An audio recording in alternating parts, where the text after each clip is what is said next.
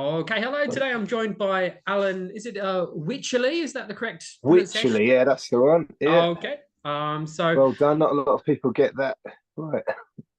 maybe I'll start off by asking you a little bit about your martial arts background. I know you trained with Dan Doherty. Yeah, Could you tell us a little bit about? Obviously, Dan is perhaps quite a lot more martial than a lot of Tai Chi teachers out there. Could you sort of tell us a little bit about sort of Dan's curriculum and approach to Tai Chi? yeah. Well, I mean, Dan trained Tai Chi the way different to other external martial arts because a lot of people say he was too external. That's kind of nonsense. I mean, he But did what study Dan, karate, I think, before coming to Tai Chi, didn't he? He yeah, I had mean, been a karate fighter. Yeah. most famous Tai Chi teachers have started off in other external arts and then Yeah. moved So into you do actually Tai use Chi. the external, internal, um, I don't. or you don't I like that? think Or I don't like external internal. I think internal martial arts, it's a good description for the the differences in how Tai Chi, Xingyi, and Bagua train compared to external martial arts. But when it comes to actual violence, it's all the same aim.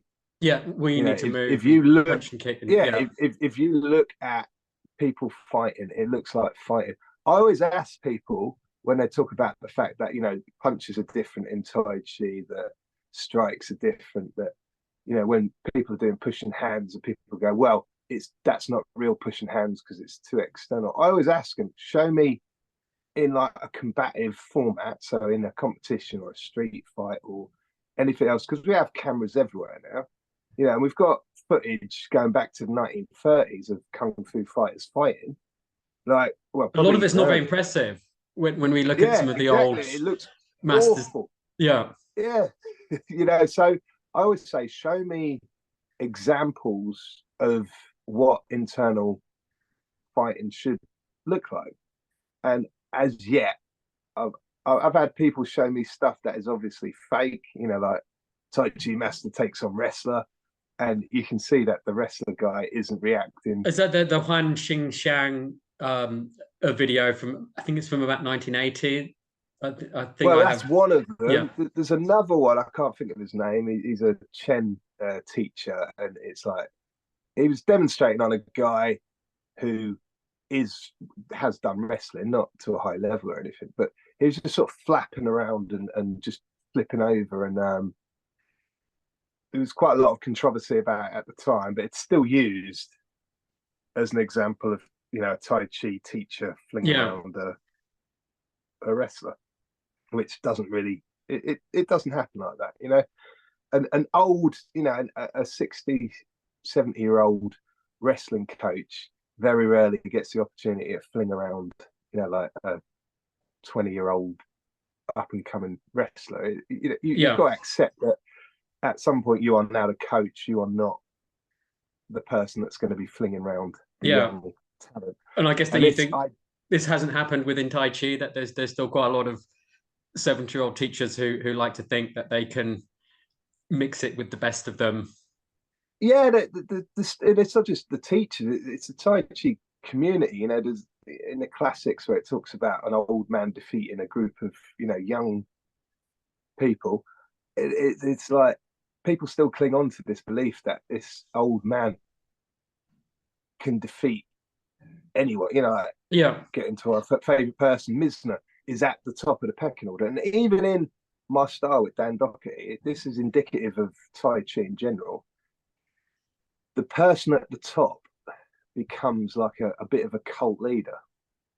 Yeah. I myself, learning under Dan, used to think everything he said was gospel, that everything he said was right. All of his I read all of his books, didn't read much of anybody else's views on Tai Chi because Dan was right. There's this cult leader at the top Yeah.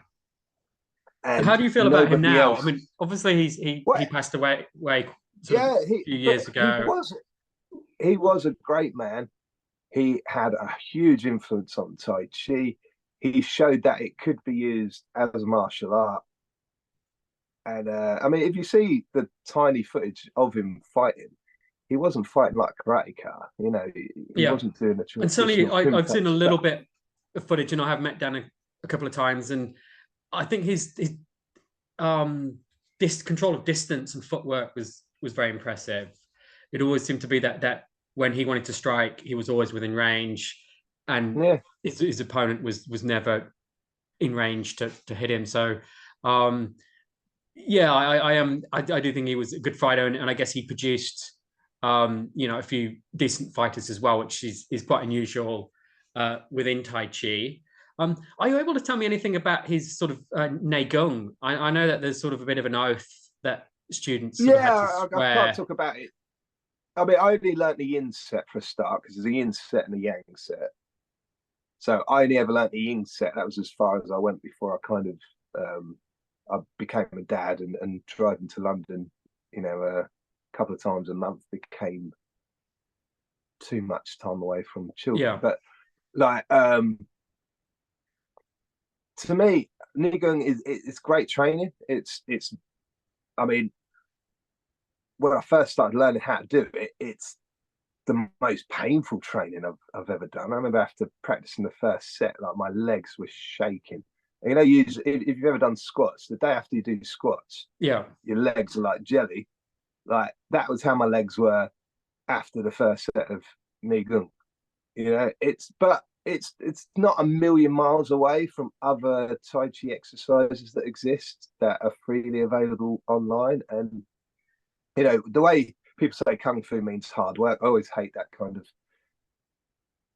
but actually it's hard in the work. Chinese language, it's skill acquired Yeah, through hard work and effort. I think yeah, yeah, yeah. yeah. But that's what I think Neigong is. It's you're doing a lot of hard work and you're getting the benefits of doing a hard exercise. Yeah, And not would you hard as it in was hard mainly style, but it's leg tough to do. strengthening, or was it about There's chi it's development not. or flexibility, or are you able to I mean, sort of it's all of those things. Like any exercise, when people say, "Oh, this exercise is internal," like all exercise is internal. There's well, you could nothing say ex. if there's physical movement, it's external, and maybe the only internal exercises might be stationary standing or meditation. That'd be a silly argument, really. If all internal exercise is just standing meditation, I mean, that's external. My arms are being held out. Yeah. Yeah, that's external. My arms are being held out. Like I'm using external forces to keep my arms in position. But I don't want to get too bogged down with that argument because, like, if you choose to say you're cultivating chi, I mean, chi to me just means energy or breath or Yeah. any of these other. I think I do agree with that definition. Yeah. Yeah, it doesn't bother me if you want to say you're harnessing chi or you. None of these things really bother me. Where things get controversial with me with the woo aspect is demonstrating skills that you can't reproduce against resisting opponents. Yeah. And Yeah, actually, Joey that's did sort of allude to this when I interviewed him. But he actually said most woo woo practitioners can only do it on very compliant students. But then Adam is a step above, and he can is get it to that work on almost one anyone. ahead. Yeah. But what I'd say about that is, if Adam is the only person that can do it on other people, then Adam is a rubbish teacher. He's been working with Joey for 10 years now, and what he can't impart this knowledge onto Joey. Like, is Joey a rubbish student or is Adam a Yeah. rubbish teacher? Well, I think Joey would probably. I don't want to put words into his mouth, but I think he would probably argue that Adam is immensely skilled, and not many of his students have managed to Yeah, yeah. get So up to so his high so level. Yeah. Joey's saying that Adam has terrible students. Um. I mean, I guess so. I mean, I don't want to put words into his mouth, but yeah, No, I'll let you have that but I one. mean, I'm not saying that No, I he's mean, saying that, but that's what he is I'm saying. not a fan of Adam Misner. I Yeah. mean, obviously, I've not met him. I have an open mind towards him, but I don't think he can do it to everybody. Um, and I don't really think the kind of the woo woo hopping videos are a good advert for Tai Chi. But maybe I was going to talk to you a little bit about your channel in defense of traditional martial arts. I guess we did sort of briefly discuss sort of what are traditional martial arts, but also what do they need defending from? Well, that's the Isn't it interesting mainly part because MMA that's the biggest threat to them? Because sort of I 20, 30 don't. years ago, people went to karate classes or Southern Praying Mantis classes to fight. And now people who want to fight sort of go to MMA classes. Aren't they I mean, more threat from MMA than Adam Misner's woo-woo I videos? do think that in terms of the fighters, you know, there is an end because we used to get fighters come to dance class that wanted to learn to fight. You know, they come, they wanted to learn skills that they could transfer into. You know, I remember one of my teachers, Godfrey Dornley, he'd have Muay Thai fighters come along to his seminars, and I remember in one case, like one of them fell asleep. He was so like exhausted from the training, he fell asleep in the lunch break. You know, we couldn't wake him up for the second half of the class. But Were there any people who came to dance classes who weren't interested in fighting, who were I was just going to say, little old yeah, I mean, ladies who just wanted yeah, a bit of help and absolutely, relaxation? Yeah. yeah. I mean, and the class because Dan had because I wasn't one of Dan's indoor pupils. I Godfrey Dornley was the person that he was one of Dan's right hand men, and he was like my main Tai Chi teacher in the end. And but yeah, these seminars were so well attended, you know, so that he'd split them in half. You'd have the fighters half and the people that just wanted to, you know, wave their arms around half. And I mean, there's I guess nothing wrong with that's that. yeah. I mean, that's an issue. I think that maybe Tai Chi teachers who do want to sort of teach a more martial aspect of it. Most of the people who are rocking up to Tai Chi classes, certainly where I am, are not looking to fight. They're kind of looking for health and relaxation. And Yeah. I guess that's maybe a lot of teachers maybe don't want to scare away the Are, the are you on grannies are you by on the doing Yang sparring family? today. Yeah, Yeah. Are you on the Yang family yeah, Tai yeah, Chi? Yeah.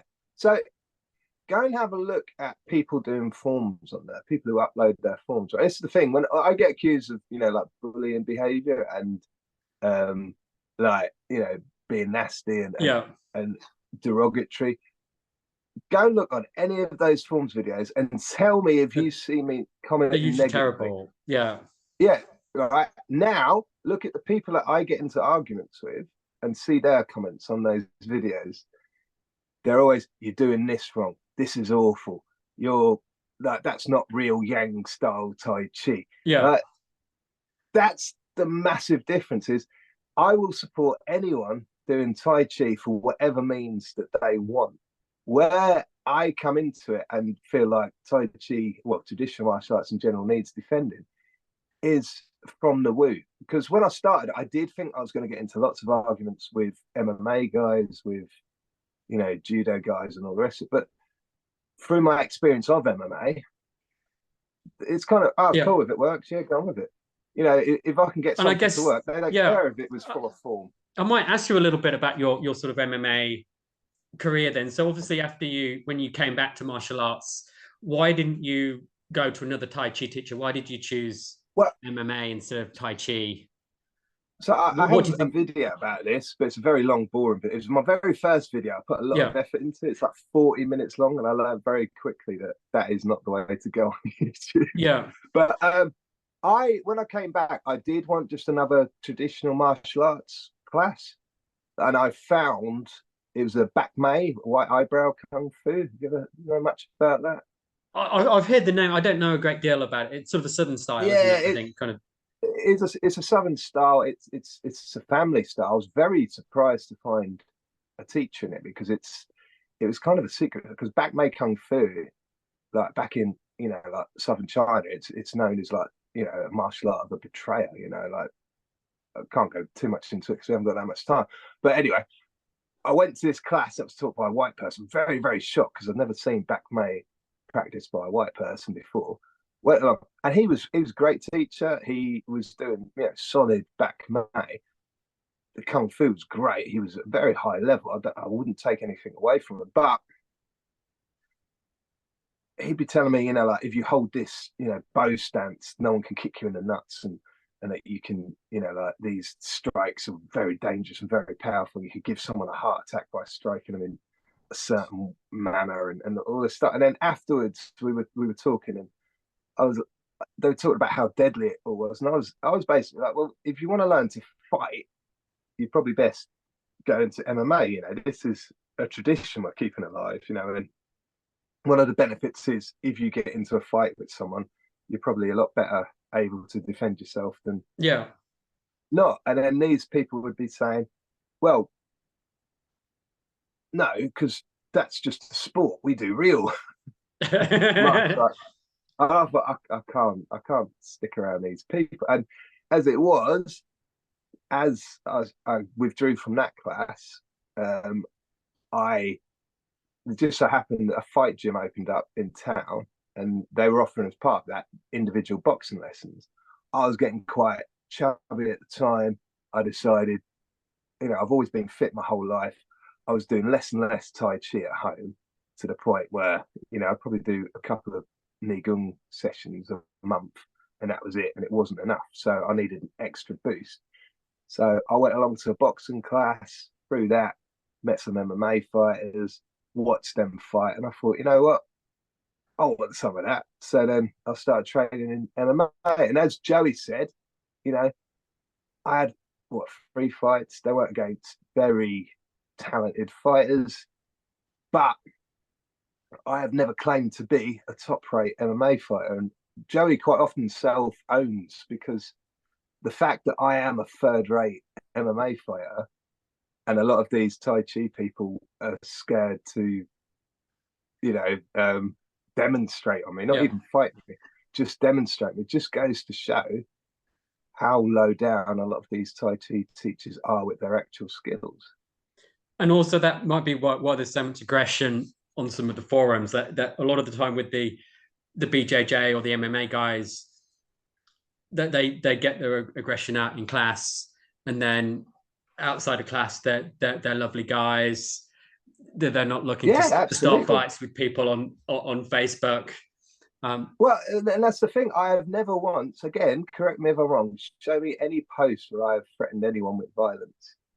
The people that threaten violence are the people that have these interactions with me, that don't like the fact that what I'm saying to them is, you can't reproduce those demonstrations against resistance. Yeah.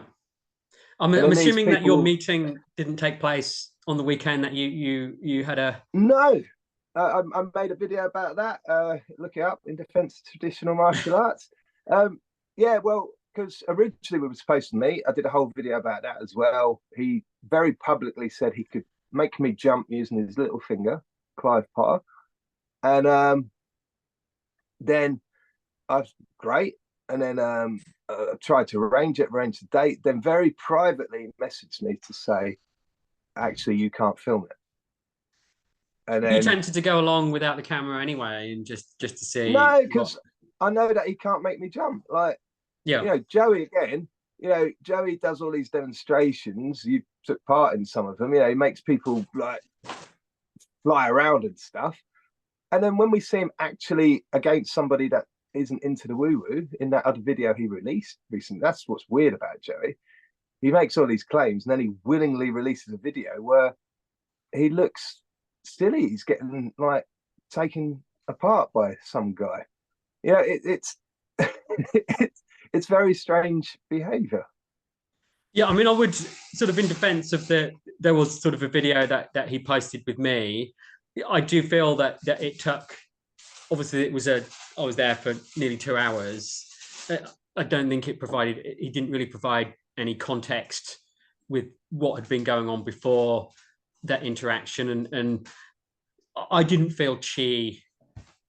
In defense of you as well. I felt what had happened was that I was pushing with the guy. My teacher sort of said, just defend.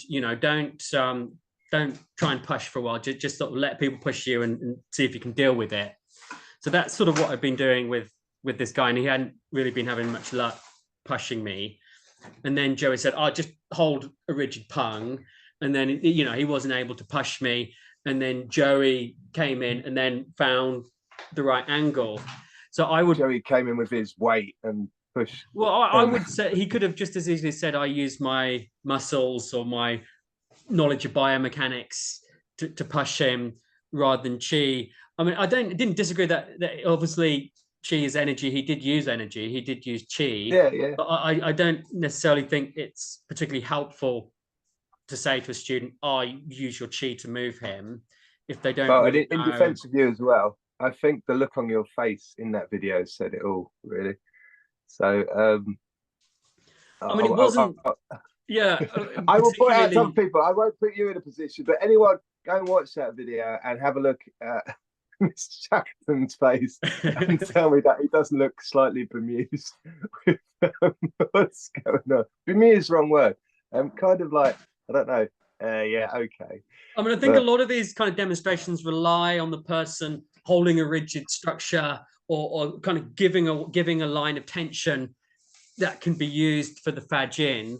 And there's certainly not many people who can find that tension in somebody without sort of being given it. So, but even artificial. So I had one of Clive's students, and so far this student, don't get me wrong, right? He seems very honest and forthcoming, and hopefully we're going to get together and do some stuff. But even he showed me like a video where he's doing a whole, there's two people bladed sort of stances, well maybe slightly more Wing Chun styles, and they're like kind of uprooting the other, or taking the center as he calls it. It's basically uprooting. But the thing I don't like about these types of demonstrations and anything like sort of, it's what's the point of them? You are learning a basic skill, but you could learn that same basic skill in a few lessons of moving, step, pushing hands. In fact, you'd learn better skill because you're learning footwork with that. If you want to do fixed step, pushing hands, you'd learn those same. Like what you need is a decent teacher that's going to get you to take a lot of tension out. That's what you need in those situations, and that's something Dan was very much against, was this kind of rigid Bajin demonstration. For that fact, it's like, what's the real point of it? What does it really develop? And I think Tai Chi, Chinese martial arts in general, have kind of taken on this cosplay thing where they end up trying to recreate movies. It's this immovable Chinese master that stands there and holds his structure while like 5 people are pushing against him or something. It's like, but what's the point of that? Tai Chi, the highest level of Tai Chi should be someone tries to push you, you withdraw and they go flying. Why are you fighting force against force? I know that these people say, yeah, I know, but you're redirecting. It's still yang against yang. It's still an outward force against an outward force. Whether you're redirecting it through your route or anything else, that should be a last resort, is to push back against someone.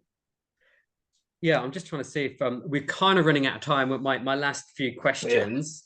I'm just having a look. I'd like to respond to Joey a little bit. Okay, yeah, because he did mention you. I did want to give you a chance to a child rapist. And people on the Fajin project got compared to people that would watch a child being raped and hope to benefit financially from it. It was bizarre, to say the least. And sort of Gaza, the situation in Gaza sort of got brought into it as well. So I missed that part.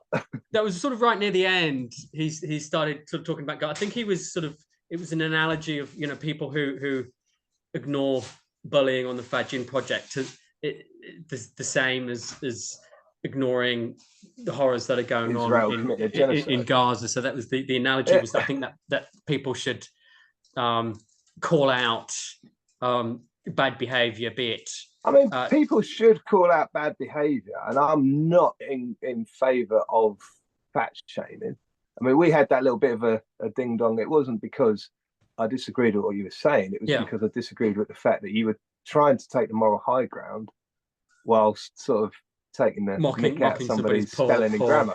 Use of commas. Let's be honest about it. Like, I do it. I approach Facebook interactions the same way I approach sparring. I will give you back the same energy you give me. If you just want to tap spar, I will tap spar you back. If you come in and you give me a heavy shot, I'm not going to go, whoa, wait there, buddy. I'm going to go, all right, that's it.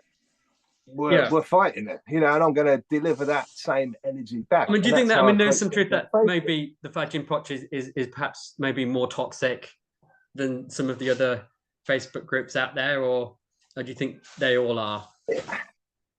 I think it's, in terms of toxicity, I think it is from both sides. I don't think, if we look at Joey comparing people to he can dish it out. I mean, comparing people to child rapists, the names that he calls people, the challenges that he issues, what he says about people, that isn't taking the moral high ground.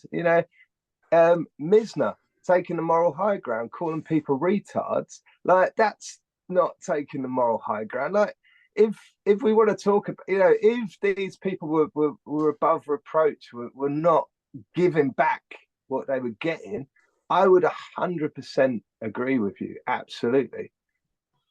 Yeah, but this is where we're and this is the trouble. There's a lot of words get I mean, it's difficult to be sympathetic for the fat shaming when he's sort of called other people worse names than what he's been called. I mean, obviously I've reached out for you, giving you a chance to respond, and I sort of will do to the other people who were mentioned as well. But I just want to say to Joey as well, like, Joey, you're saying you don't care about what I say. You're saying you don't care about me, but you block me on Facebook, and you know my name, you know my history, you know everything about me, seemingly. That's not really someone you don't care about. That's bizarre in itself. Like, let's be honest, Joey. That's the thing, let's be honest. I have gotten under your skin. It's that simple. Yeah, I mean, I'm not going to defend Joey's online behavior. I mean, I would say that I judge him on his face-to-face behavior with me, and not primarily on his online interactions. But this is what I was going to say about the Fad Gym project. People tend to be a lot more respectful face-to-face. Yeah. And that's the problem, is there's a lot of words flung backwards and forwards, but there's not enough willingness to face people in person. And that's the main part of it.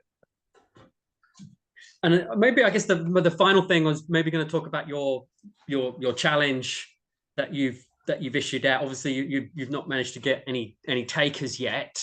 Do you think you will ever get anybody accepting your challenge? I mean, I guess the thing I feel is maybe part of it is almost just accepting your challenge is sort of admitting that you're a woo-woo fraud, that it's sort of, well, no, because it is aimed at exposing frauds, isn't it? It's not sort of aimed at connecting with people in a way. It's not aimed at connecting with people, because these people can't do what they claim to do.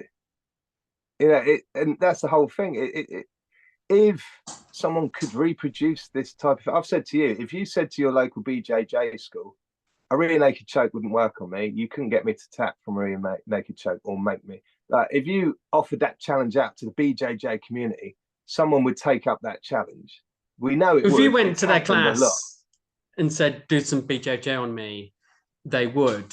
But if you sort of wanted them to travel to you, search YouTube now for BJJ challenges, and tell me how many video footage comes up. I'm just typing it into YouTube at the moment.